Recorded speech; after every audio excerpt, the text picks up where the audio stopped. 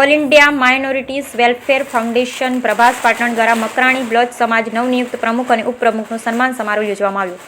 આજરોજ પ્રભાસ પાટણ ખાતે ગીર સોમનાથ જિલ્લાના મકરાણી સમાજના નવનિયુક્ત પ્રમુખ અલ્તાફભાઈ બલોચ તેમજ ઇમ્તિયાઝભાઈ બલોચના સન્માન સમારોહનું આયોજન પટની સમાજના પ્રમુખ યુસુફભાઈ પાકીજા દ્વારા ઘાંચી જમાતખાનામાં કરવામાં આવ્યું, જેમાં ગીર સોમનાથ મુસ્લિમ સમાજના મોભી વડીલ સમાન હાજી ફારૂકભાઈ મૌલાના પ્રથમ વખત મુસ્લિમ સેવા સમાજ ગીર સોમનાથ તથા સમસ્ત ઘાંચી મુસ્લિમ સમાજ પ્રમુખ યુસુફભાઈ કચરા તથા સમસ્ત ઘાંચી ગીર સોમનાથ જિલ્લાના